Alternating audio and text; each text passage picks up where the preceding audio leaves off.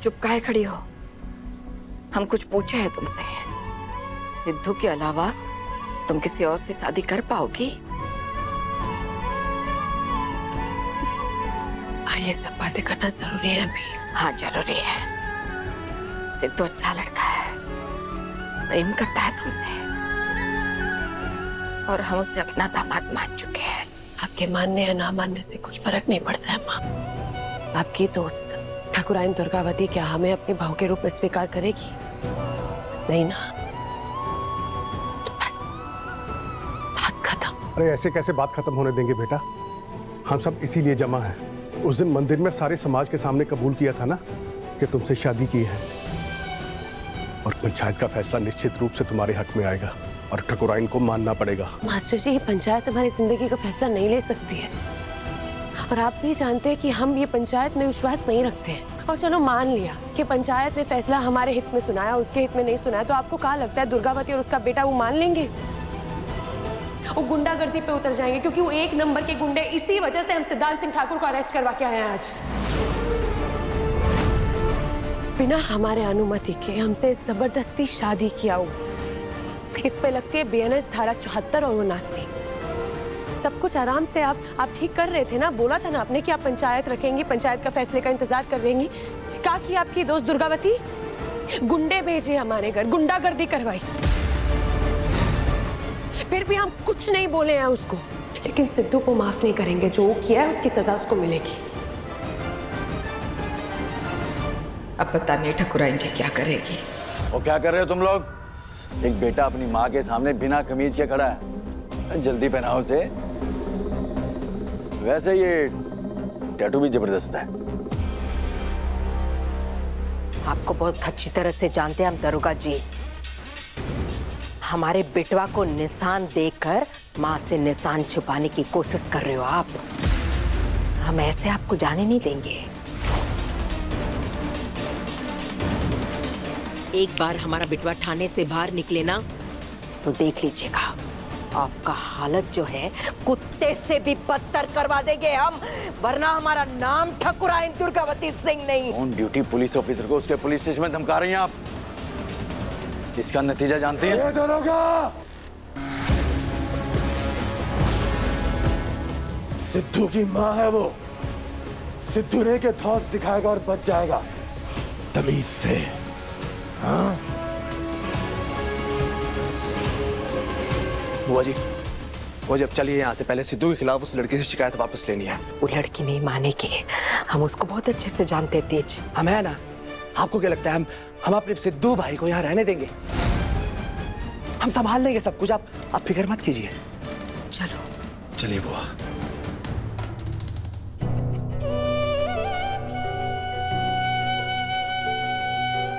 ठाकुराइन दुर्गावती के बेटे हैं। बढ़िया है। हम जल्दी वापस आएंगे, थाने से निकाल कर घर ले जाएंगे। मारना मत। मत भूलिए दरोगा, डीएसपी का नंबर अभी भी हमारे फोन में है। देख लेना सिद्धू को।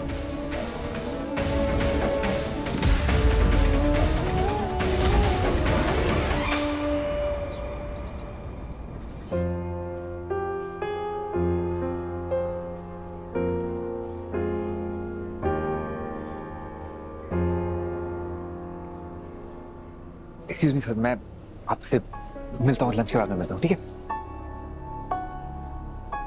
सोना जी, यहाँ क्या कर रही हैं आप कॉलेज में? यहाँ पे तमाशा करने आ गई आप? नहीं मुरली जी, चलिए हमारे साथ। मुरली जी, पारस का प्रोफेसर जा रहा है। जाओ उससे मिलो, हम आते। जाओ ना। तुम्हें क्या काम पड़ गया? आते हैं हम। आप बताइए क्यों आई हैं यहाँ पर आप? मुरली जी, सुना आप गुस्से में निकल गए थे, पर हमारी बात नहीं हो पाई। हम बस आपसे इतना कहना चाहते कि हम आपसे रिश्ता तोड़ने का सोच भी नहीं सकते। तो हम सगुन की साड़ी वापस कैसे करेंगे? आप फिर से हमारी माँ को झूठी कह रही हैं। नहीं तो फिर बताइए उनके पास ये साड़ी कैसे पहुंची अगर आपने नहीं पहुंचाई तो? मुरली जी, वो उस दिन हमने कुसुम दीदी को माँ जी से बात करते सुना था। उनके ससुराल में किसी कार्यक्रम के लिए उन्हें साड़ी चाहिए थी। बस उन्हें साड़ी देने के लिए हमने हमारी बैग खोली। हमारे पास और दूसरा कोई रास्ता नहीं है। एक झूठ ही दूसरे झूठ को काट सकता है। और फिर उसी वक्त सोनी का फोन आया कि सिद्धू ने स्नेहा के साथ। बस उसी गड़बड़ी में हम वो सब सामान छोड़ के वहां से निकल गए। हमारा फोन भी वहीं रह गया। फिर माँ जी ने हमें हमारा फोन लौटाया। शायद वो साड़ी देखकर माँ जी को लगा होगा कि हम वो साड़ी लौटाना चाहते हैं। और लीजिए, अब जानते हैं हमारी माँ पहले से कितनी तकलीफ में है, पर हमारे रिश्ते की बात लेकर हम उन्हें और दर्द नहीं देना चाहते। आपको सच में ऐसे लगता है हम हमारी माँ के खिलाफ कोई साजिश रचेंगे? बिल्कुल अच्छा नहीं लग रहा है कि बात अब यहाँ तक आ गई है कि अब घटनाएं गिना गिना कर विश्वास दिलाना पड़ रहा है। पर जानते हैं मुरली जी, हम आपका विश्वास खो चुके हैं, लेकिन तरक का सहारा लेकर हम विश्वास दिलाने की कोशिश कर रहे हैं। हमें बस एक मौका दीजिए आपका भरोसा जीतने के लिए। सहनवा फिर से टेसुआ बहाने लगी। आपका खाना।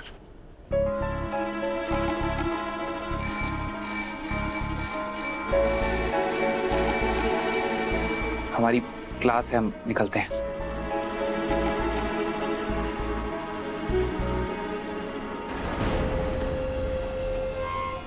ये माई बेटिया पता नहीं कौन सा खाना वाना खिला के जादू टूना कर देती है। सब इनके बस में हो जाते हैं। गंगवा उसकी बेटी का हम पुतला तो नहीं जला पाए, लेकिन ये आग हम बुझने नहीं देंगे।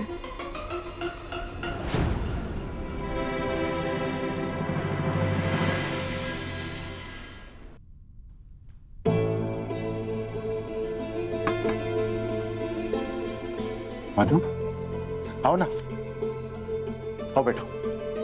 हम यहाँ बैठने नहीं, आपसे बात करने आए हैं। हाँ बोलो। स्नेहा को आपने उकसाया है ना हमारे भाई को अरेस्ट करवाने के लिए।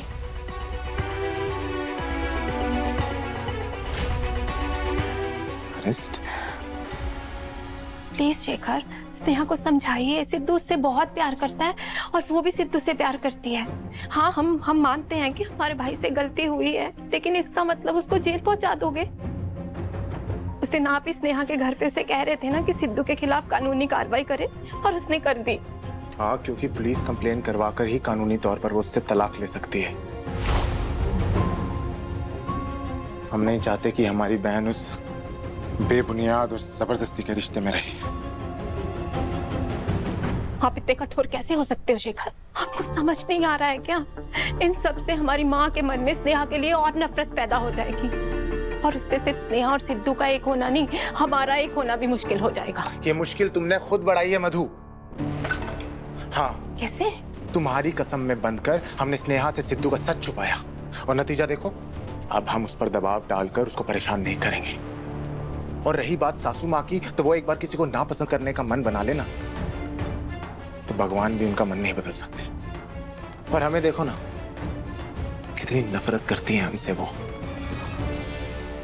तो हमारी माँ की नफरत का बदला आप हमारे भाई से नफरत करके लोगे? इस नफरत में आप ये भी भूल रहे हैं शेखर कि सिद्धू वही इंसान है जिसकी वजह से हमारा तलाक होते होते रुका है।